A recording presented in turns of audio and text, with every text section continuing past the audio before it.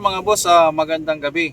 At nagbabasa nga tayo ng mga comment dito sa YouTube natin at nagre-reply tayo. Then para may content na rin tayo or may mapag-usapan tayong topic. So napakaganda nitong comment kayo na tinatanong sa atin, maganda gawa ng video. So ito balik na rin.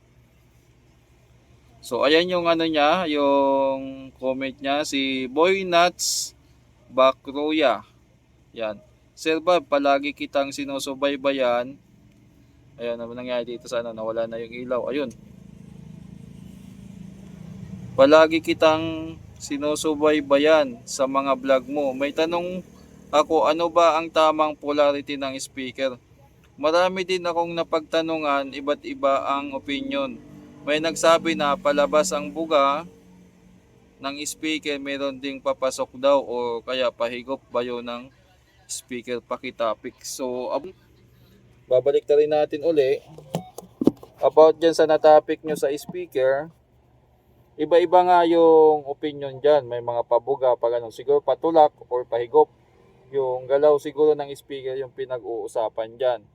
So, ang tawag dyan ay yung phase, hindi polarity phase.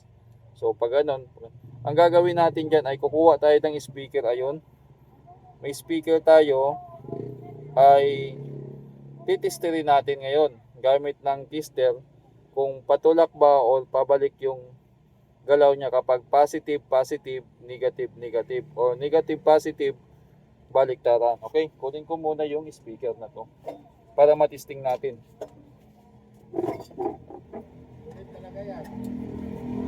So ito yung speaker. So ipesto natin yung camera. Yan. So ilagay kong camera dito sa taas. Yan. So meron tayong wire. May wire na yan.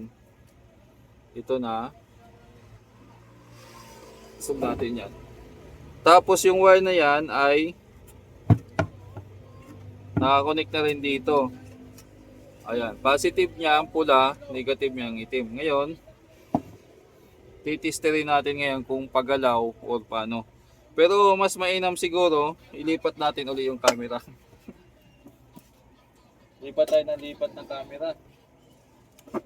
Lipat natin dito para makita nyo talaga sa side yung galaw niya. Pero dito kita ba? Tingnan nga natin. Dami tayo ng tester. Positive. Positive. Tapos negative.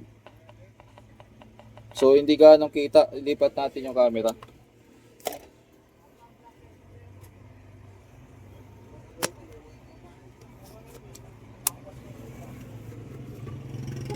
Dito tayo. Ayan. So titingnan nyo yung galaw ng kun. Kung ang galaw ba ng kun ay paangat or pababa. Patong natin dito para makita talaga. So mamasdan nyo to kung gagalaw ng ganon or gagalaw ng taas. So gamit itong tester. Gagawin natin negative, negative tapos positive. So tingnan nyo kung gaano gagalaw. So pag negative, negative, negative, negative, positive, positive, pansin nyo pababa yung ano niya. Pag binaliktad natin yung polarity, pula sa itim, itim sa pula, paangat. So ganun. Pag isang speaker lang yung gagamitin mo, hindi na mahalaga kung papasok or paangat yung patulak yung tulak ng speaker. Pero kapag multiple speaker nang gagamitin mo, dalawa hanggang marami na, kailangan pare-pareho sila. Kung puro paangat ang ang galaw ng speaker, dapat lahat pare-pareho. Kasi once na may baliktad diyan, magiging out of phase na siya. So mangyari diyan, ang parang effect diyan ay parang walang bass o walang pwersa yung tunog. Kaya kuha tayo ng ibang speaker, pagkukumparahin natin. Anong magandang pang sample dito? May iba ba akong speaker na pwedeng i-demo para makita natin? Okay, mayroon tayong speaker dito na ano, parang sub. Igilid muna natin to. Diyan ka muna sa gilid. Kuha tayo ng isang speaker.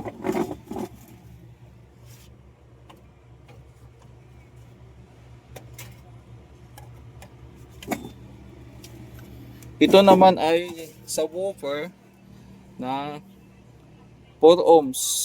Yan, 4 ohms, 30 watts. Ngayon, titingnan nyo dito yung galaw niya. Tapos ang gagawin ko, titistirin natin. Yan. Paano ba? Iangat natin yan. Siguro gamit tayo ng ano. Titistirin natin dito. Ayan, positive, positive, negative, negative. Kunin na natin yung tester natin. Naipit yung tester. So, andito yung positive niya, ito yung negative. So, tingnan nyo kung ang gagalaw niya ay pababa or paangat. Okay? Positive, positive.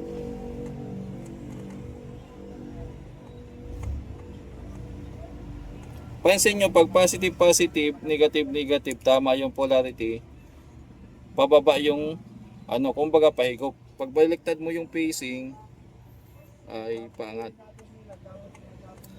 So, ito kasing ano na to, itong tester kasi na to, ay baliktad yung polarity niya sa diode. Sa mga technician na makakaintindi nito. Ngayon, hindi na nga sinasabi ko, hindi na nga mahalaga kung patulak o papasok yung ano. Ang pinaka the best diyan sa setup ng amplifier at saka speaker, dapat pare-pareho sila. Kung puro paangat lahat yung ano, kumbaga pantay-pantay yung galaw nila. So gagawin mo diyan, madali lang. Positive, positive, negative, negative, ganun lang. Ganun lang yung gagawin diyan sa ano. May iba naman kasi, kaya napapansin nyo na pahigop yung tunog ng ano or pabuga. Kasi depende yan sa box na ginawa, sa enclosure niya. At saka depende rin sa position ng box. May mga speaker kasi na nasa loob ng box na halimbawa nakaharap ng ganon, nakataob ng ganon.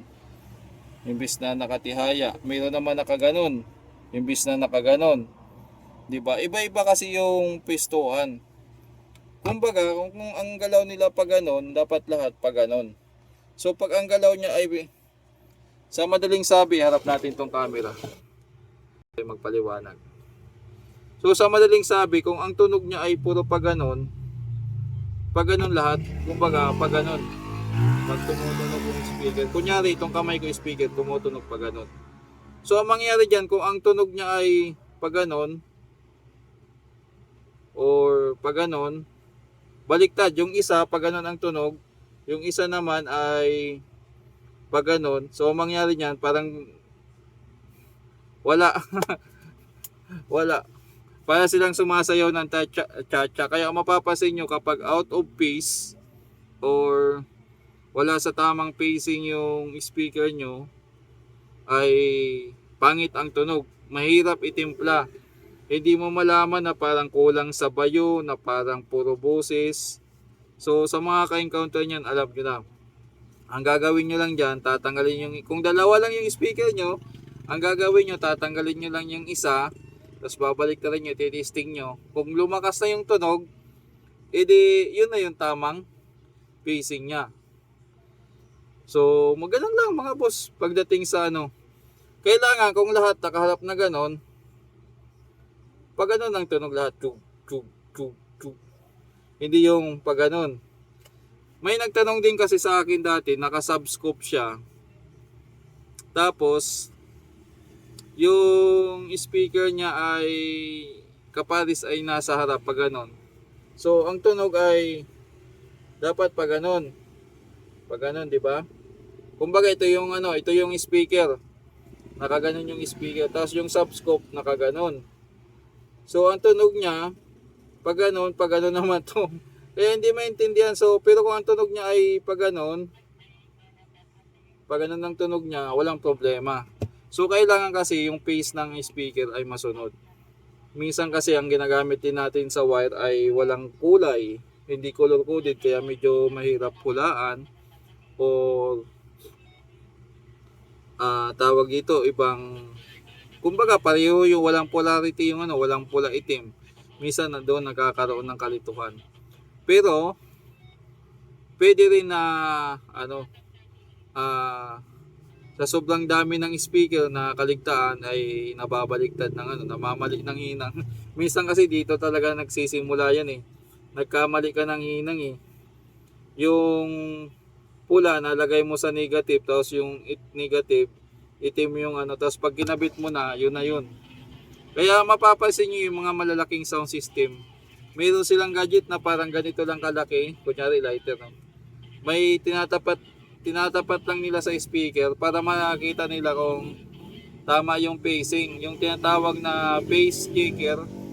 So meron yan mabibili sa mga malalaking sound system o may mga nagpapa-sounds, meron silang pace checker. Sa atin, sa mga katulad ko na halos dalawang speaker lang, hindi ko na kailangan ng pace checker. Tenga-tenga na lang. Kasi dalawang speaker lang naman eh. Pag bali ang tunog, baliktarin mo lang, okay. So, yun lang. Kasi Hoda kung pag ganun yung tunog o pag ganun, basta pareho sila. Wag lang yung pag ganun. Pag ganun yung tunog. Kung ba isa patulak, isa pahigop, yun, magkakandagulo kayo. Pero kung parehos pahigop o kaya parehos patulak, walang problema yan mga boss. So sana nakatulong yung ginawa nating tungkol sa pacing or pace ng speaker. Patulak man or pahigop, bahala kayo dyan. Sounds nyo yan. Nagbigay lang ako ng ideya. So sana malinaw yung pinagsasabi ko dito at nang hindi naman masayang. Kung hindi pa rin nyo naintindihan, sa susunod magdi-demo tayo ng speaker. Sa ngayon kasi wala tayong speaker na maliit. At saka hindi ko alam kung magiging magandang resulta kapag sa camera mismo yung audio. Yun ang pinaka-challenge sa atin dito. Sa ngayon dito muna tayo hihinto. Maraming salamat mga boss at kita-kita tayo sa susunod kong video. God bless po sa ating lahat.